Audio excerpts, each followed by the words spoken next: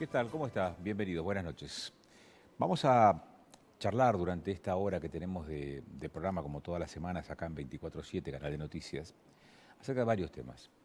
Vamos a hablar de educación a partir de el planteo que están haciendo o la visión que están teniendo desde las escuelas técnicas respecto del nuevo modelo curricular en la provincia de Neuquén. Allí hay una afectación para las escuelas técnicas a partir de la implementación de la nueva currícula. Y vamos a hablar con especialistas, con gente vinculada a esta temática, particularmente de las escuelas técnicas. Eso en términos de educación. Vamos a hablar de economía, cómo están las cosas hoy planteadas. Digo porque se conocieron niveles de inflación, al mismo tiempo esta suerte de amesetamiento que experimenta la moneda la cotización de la moneda norteamericana, con lo cual genera para la Argentina inflación en dólares. Y vamos a hablar de esto que resurgió en las últimas jornadas, sobre todo a partir del fin de semana, con el bombardeo que hizo Irán sobre Israel y que fue desarticulado prácticamente en su totalidad por el sistema de defensa y de alerta y de defensa que tiene Israel con apoyatura inclusive internacional. Pero esto ha reavivado el conflicto en Medio Oriente. En la Argentina se mira con mucha expectativa, esto con mucha atención, al punto tal de que hubo una convocatoria a reunión de gabinete inmediata, el mismo domingo, en Casa de Gobierno, inclusive hasta con la convocatoria del embajador. Después hubo ahí algunas apreciaciones respecto de si estaba o no participando en la reunión, había venido a informar en la reunión, pero eso son cuestiones coyunturales.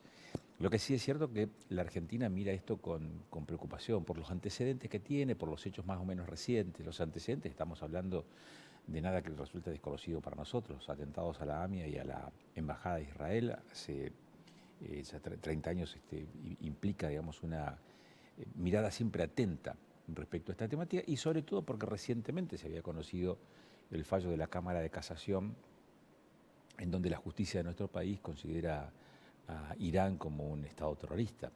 Esto también es un dato a considerar y a tener en cuenta en función de la necesidad de contar con los mecanismos pertinentes para que, bueno, para seguir con detenimiento el curso de los hechos que se están dando. Nosotros vamos a hablar en un ratito más con Javier Espinosa, que además de historiador, es un estudioso de los conflictos en Medio Oriente, así que vamos a estar charlando con él en algunos minutos.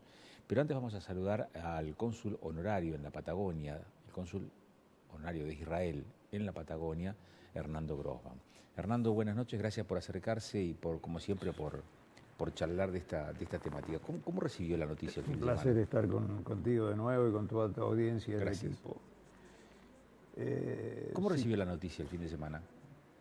Sobre el bombardeo. Sobre el bombardeo estamos desde hace mucho tiempo ya, digamos desde el 7 de octubre, cuando después de la masacre comenzó la guerra con Hamás. Bueno, todas las alternativas que se fueron sucediendo, ya llevamos unos cuantos meses. De los rehenes se sabe muy poco, más bien nada. Los intercambios que se iban a hacer están frenados fundamentalmente, dicho por la gente que está como mediadora ahora, ya hace horas, porque Hamás dice que quedaban 134 rehenes, de los cuales uno se sabe que está muerto. ¿Por qué? Porque cuando entraron las fuerzas de defensa de Israel en determinado lugar de Gaza, encontraron el cuerpo muerto de esta persona. O sea que son 133 lo que supuestamente, porque del resto no se sabe nada, están vivos todavía. ¿En qué estado, en qué condiciones? No se sabe. Y en este momento se estaba hablando de que, en este momento desde hace ya varios días, que por los mediadores que están hablando de todo esto y entre las partes, si se pueden llamar así, tratando de que la liberación a cambio de...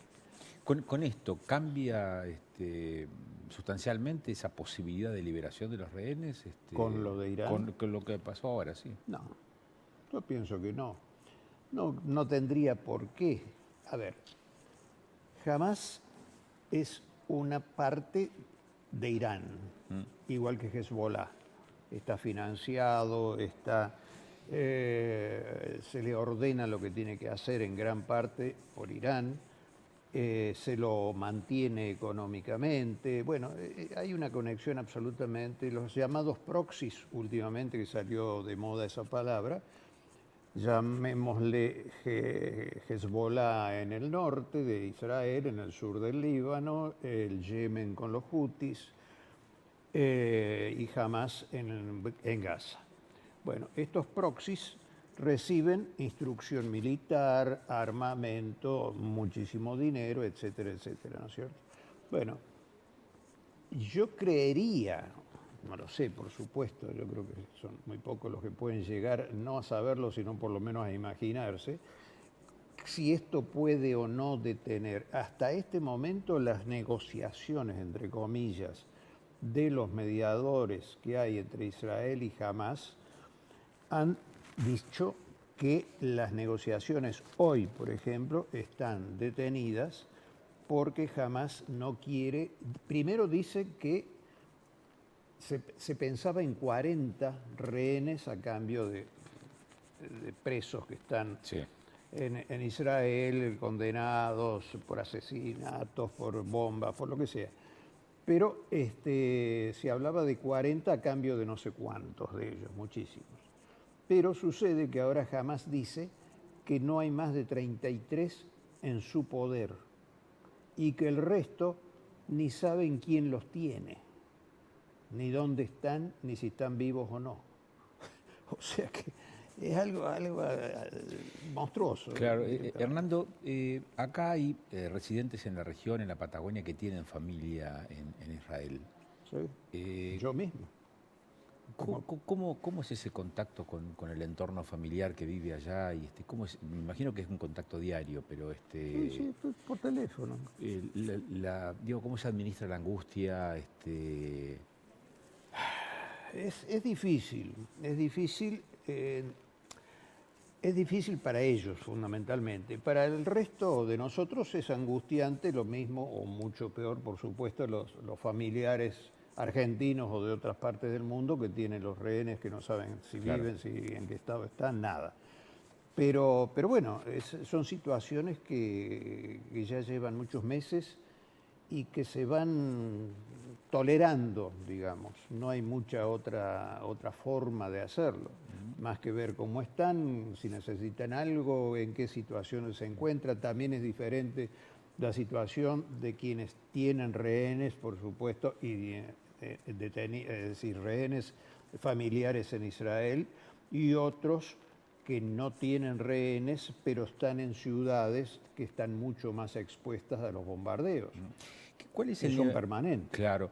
¿Cuál es el nivel de exposición de Argentina frente a esto? Digo por los antecedentes, lo que mencionaba más temprano, ¿no? Los antecedentes de la AMIA, la embajada, este fallo reciente de la justicia, antes en el medio el pacto con Irán, la muerte de Nisman. ¿Cuál es digamos, lo que puede llegar a ocurrir? ¿Qué proyectan ustedes digamos, en nuestro país en función de todo lo que está pasando? A ver si entiendo bien. ¿Qué proyectamos? Sí, digamos, ¿cuáles son los riesgos? ¿Qué visualizan hacia adelante como situación de riesgo, digamos, estando aquí en Argentina? De la Argentina. Estando acá en Argentina, para las organizaciones, para la comunidad israelí. A ver, es muy difícil determinar cuál es o saber cuál puede llegar a ser la idea de los ayatolas y del resto de sus proxies que están diseminados y dispersos por todo el mundo. Claro. Llamémosle células dormidas, lobos solitarios, como uno quiera llamarle. La triple frontera. En la triple frontera se están encontrando o se han encontrado en la parte de Brasil alguna gente sospechosa, hay muchísima inteligencia que está manejándose en la triple frontera, no de ahora, sino desde siempre. Ahora tenemos otro tema que es Bolivia, Bolivia está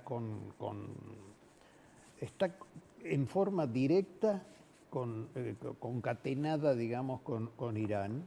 Inclusive se han entregado muchísimos, cuando digo muchísimos no sé la cifra exacta, pero muchísimos pasaportes bolivianos a iraníes, lo mismo que venezolanos desde hace muchísimos años. El avión que terminó acá con nosotros, ¿y qué se dijo? Que el avión quedó, porque era un avión que estaba intervenido, llamémosle de alguna manera, por Estados Unidos, por todo el tema de terrorismo y etcétera.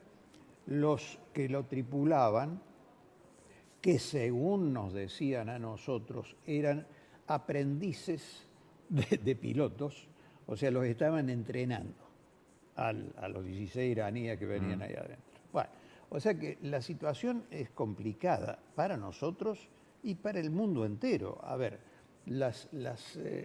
nosotros hemos tenido esos dos tremendos atentados y nunca nadie puede descartar que puedan llegar a suceder si las condiciones se dan, puede ocurrir. Acá en la Argentina ya pasó en la Rambla de Barcelona y pasó en París y en todo lo demás. ¿Les han dado algún tipo de recomendaciones, algún tipo de sugerencias? ¿Ha habido, digamos, algún tipo de información en este sentido para las organizaciones hebraicas acá en Argentina después de este fin de semana? Bueno, el Ministerio de Defensa argentino ha activado un protocolo mediante el cual desde Jujuy hasta Tierra del Fuego todas las embajadas, consulados, instituciones que pueden llegar a presentar un blanco apetecible por el terrorismo estén vigiladas. En el consulado, por ejemplo, hace 2 o 3 días hay un móvil de la Policía Federal las 24 horas. Entonces, la posibilidad siempre existe. El estar alerta implica no hoy ni mañana. Yo creo que esa alerta la tenemos que tener nosotros y el mundo entero en forma permanente. Ya nos ha pasado. Cuando nos descuidamos pasó lo que pasó. No solamente nosotros. Pasó el 7 de octubre del año pasado en Israel mismo. Pasó en las Torres Gemelas. En todas partes y en cualquier lugar puede suceder, en cualquier lado.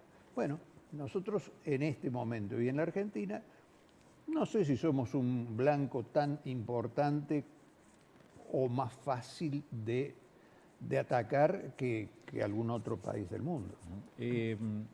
Decía recién, le preguntaba respecto de aquellos que tienen familia, ¿no?, en Israel, su caso también es uno de ellos. Sí.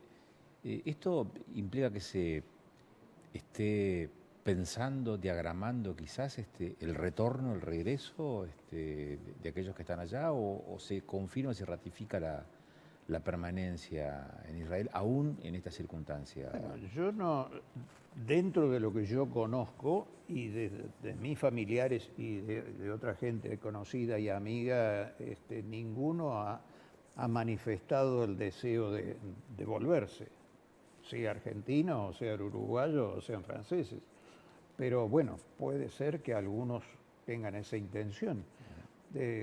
Yo de mis familiares, por ejemplo, desde que se han ido, algunos ya se han ido hace tantos años que tienen nietos, inclusive una prima mía cuyo hijo es un alto jefe militar de defensa del Ejército de Defensa de Israel, cuyas hijas ya han hecho el servicio militar también allí. En ningún momento me han dicho, mirá, nos gustaría ir aunque sea hasta que esto pase o lo que sea. Están tan, yo no sé si acostumbrados o cuál es la palabra, pero desde que Israel hace 75 años creó ese Estado y Naciones Unidas y el mundo entero lo reconoció con toda la parte legal correspondiente, están siendo atacados permanentemente. Sí. Hernando, ¿y cómo se vive los posicionamientos políticos internos en Argentina hacia un sector y hacia otro? Digo, porque hasta hace algún tiempo atrás, digamos, la gestión gubernamental tenía ciertas simpatías con quienes además simpatizan con Irán. Hoy el signo político gobernante ha hecho un giro de 180 grados en ese sentido. Ahora, esta división política, esta grieta que también se da sobre este aspecto en la Argentina, ¿cómo se vive, cómo se visualiza desde su perspectiva, Hernando? En cuanto a qué, por supuesto que la perspectiva en cuanto a decir, bueno, no nos van a votar en contra permanentemente, digo, refiriéndonos a Israel como cónsul de Israel, ¿no es cierto? Normal y habitualmente, no normalmente, pero sí habitualmente, estaba alineada la República Argentina con Venezuela, sí, con Bolivia, Bueno, en este momento vamos a ver si las cosas se modifican, porque hasta ahora no hubo alguna prueba así contundente de decir, bueno, realmente, a ver, el tema no es votar a ciegas, porque yo soy amigo tuyo, yo voy a votar a favor tuyo, aunque vos seas un delincuente. Yo creo que las cosas hay que, si queremos hacer las cosas honestamente, tenemos que sopesar y ver quién tiene razón en última instancia según nuestro criterio. En este caso, el criterio del gobierno argentino actualmente. Bueno, quiero estar, o me parece que debo estar a favor de la democracia, de la única democracia, pero de la democracia en general, de la libertad de las mujeres que si salen con un ojo tapado o destapado las matan, o no pueden. Bueno, queremos estar en un mundo, llamémosle si queremos civilizados o atrasados en la historia, no importa, pero es un mundo que evoluciona hacia algo mejor, suponemos todos. Desde el punto de vista científico, hemos tenido una pandemia y sin embargo murió muchísima gente, pero podría haber vuelto muchísimos más. Tenemos una vacuna. Con la gripe de hace poco tiempo, pocos años, lo mismo. Si no tuviéramos ese adelanto científico desde todo punto de vista, la humanidad estaría todavía en el medio del desierto desnudo o en la selva matando víboras y tratando de sobrevivir de esa manera. Ahora tenemos otro tipo de amenazas que no son más livianas. Pero bueno, es diferente, el mundo es diferente. Hernando, como siempre, muchísimas gracias por estos minutos que nos ha dado su tiempo. Muchísimas gracias, Agustín, por estar aquí y un gusto como siempre. Bueno, enseguida nada más vamos a volver a este tema a partir del testimonio de otro especialista, otro estudioso de los conflictos en Medio Oriente.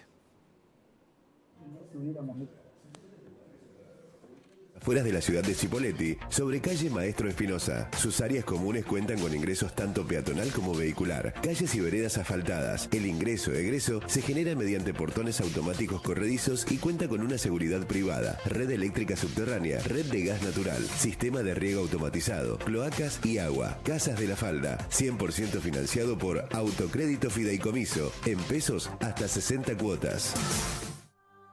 Bueno, vamos a ver si podemos entender qué está ocurriendo desde el plano del estudio de los conflictos que se han dado en Medio Oriente. Está Javier Espinosa con nosotros, es historiador, pero además tiene a Medio Oriente como su objeto de estudio de un curso de posgrado que está haciendo. Javier, ¿cómo te va? Muy buenas noches. Agustín Amado soy. ¿Cómo estás? ¿Cómo te va, Javier? Buenas noches. Me parece que no me estás escuchando. ¿Ahora sí? Fíjate, estamos conectando con Javier Espinosa por Zoom. Él es historiador. Vamos a hablar con respecto a la continuidad de este conflicto entre Israel e Irán, que se reavivó a partir del fin de semana con este ataque de unos 330 artefactos que disparó Irán y que fueron, te diría, inutilizados en su mayoría, 90 y pico %.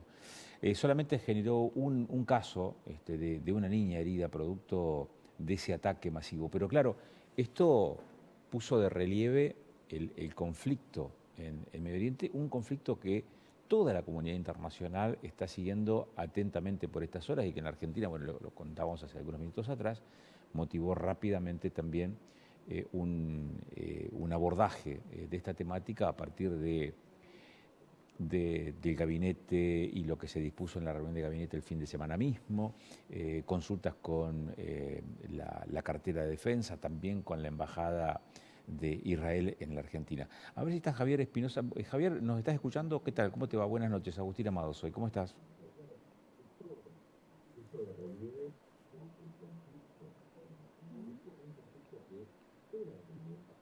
A ver si nos podemos entender. Entiendo que hay un delay en la comunicación.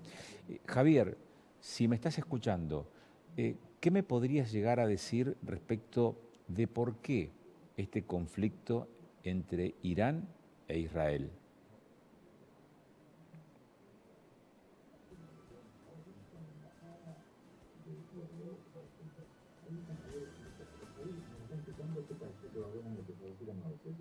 Buenas noches, Agustín. Sí, con algún delay, pero sí, sí, los escucho perfectamente. Um, te- eh,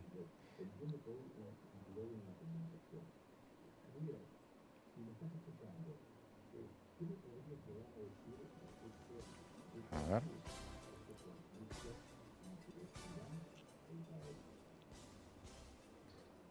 Bueno, estamos hablando de algo novedoso, al menos en términos de las implicancias, porque hablamos de un conflicto histórico eh, que comienza inmediatamente después de la declaración de la independencia del Estado de Israel, ¿no?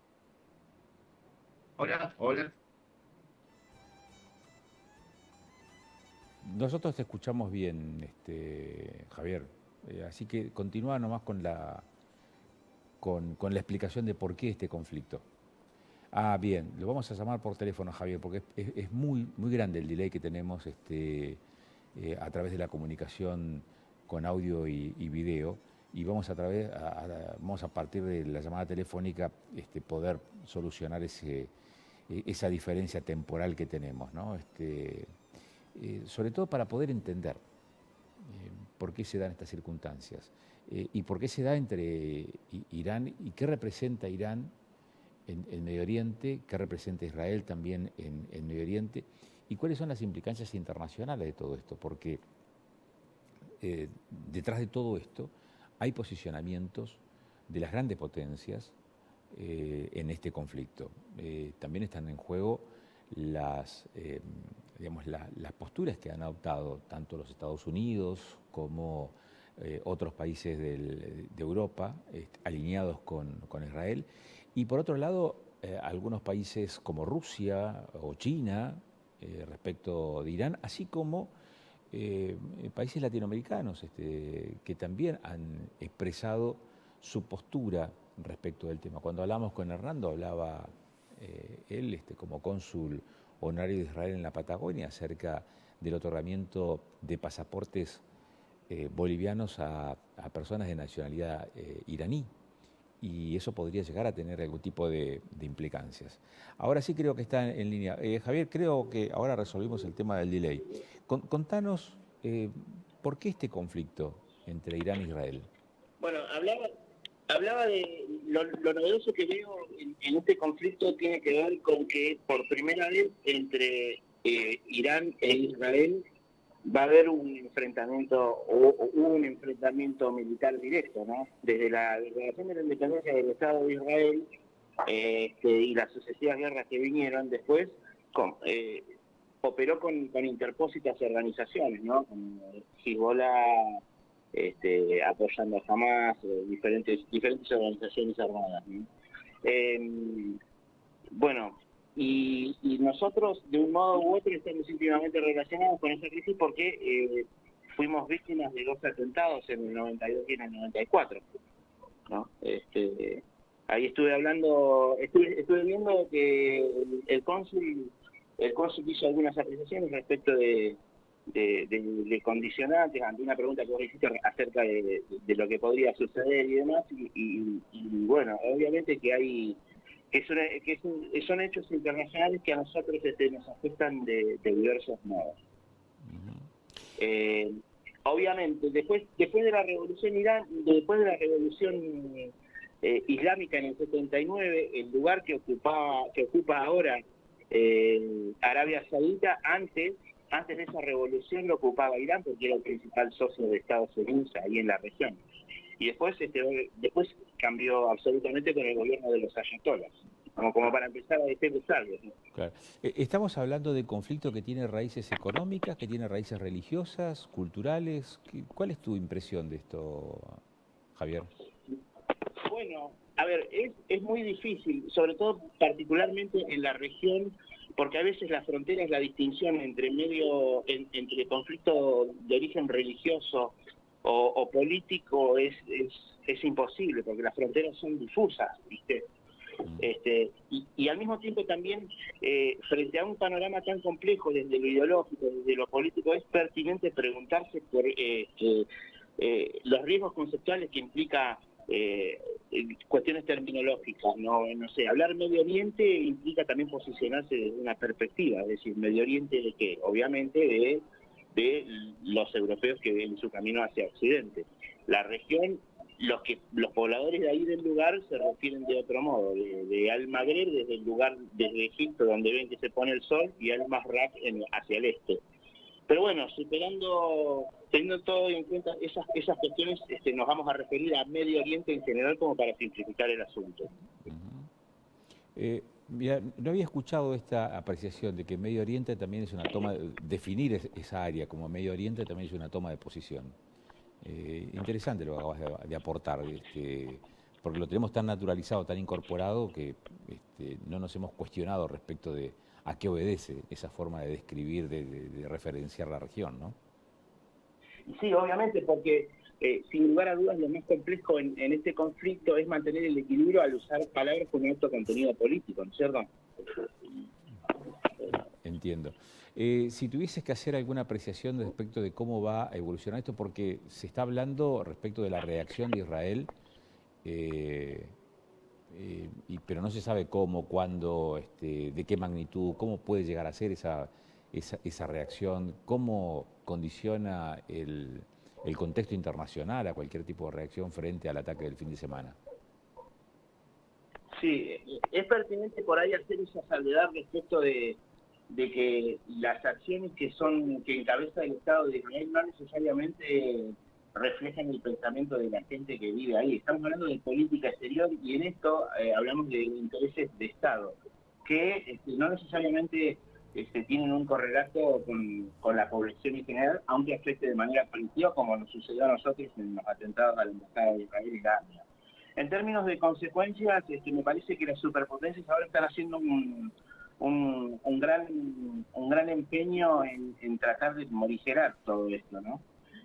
Pienso que ahora, por ejemplo, Estados Unidos está haciendo un gran esfuerzo en tratar de impedir de que haya una escalada, porque esto podría tener consecuencias imprevisibles, ¿no? Claro. En materia de política exterior me parece también que cuando se habla de generar condiciones propicias para el acaecimiento de hechos de este tipo acá, sería interesante por ahí una revisión en materia de política exterior por parte de nuestro país. Porque ahora nuestro país se alineó taxativamente del lado de Israel sin proclamar el mensaje fundamental, que es abogar por la paz, ¿no? Y eso, bueno, comporta una serie de riesgos, ¿no? Ajá, vos advertís que es una situación de riesgo, entonces. Sí, para mí sí. Yo creo que el rol en materia de política exterior debiera ser otro, porque para hablar no es posible entender un proceso de paz duradero si no se consideran ambas posturas. Y además, me parece que una cuestión tremendamente importante, de relevancia capital, tiene que ver con llevar una política de neutralidad, porque para aportar el proceso efectivo de paz, del mismo modo en que uno condena los ataques de la República Islámica de Irán hacia el territorio israelí, con ese mismo énfasis hay que revisar lo sucedido días anteriores en la representación diplomática, ¿no? Porque las acciones de ambos estados están signadas en materia de política exterior por la violencia y se violan principios básicos de la Carta de Naciones Unidas de la cual, organización supranacional de la cual ambos son miembros, ¿no? Claro. Javier, te agradezco mucho la gentileza de darnos estos minutos de tu tiempo. Muy Muchísimas amable. gracias, un placer, como siempre. Bueno, Javier Espinosa es historiador y además es un estudioso de los conflictos del Medio Oriente. Ahora, bajo fuego, después de este fin de semana con el ataque de Irán a Israel. Cuando volvamos después de la pausa, vamos a hablar de educación y vamos a hablar de economía. Vamos a hablar de la nueva currícula de nivel medio en la provincia de Neuquén y particularmente la incidencia que esto tiene en las escuelas de educación técnica. Y vamos a hablar también de números, vamos a hablar de bolsillo, pero después de la pausa, ya volvemos.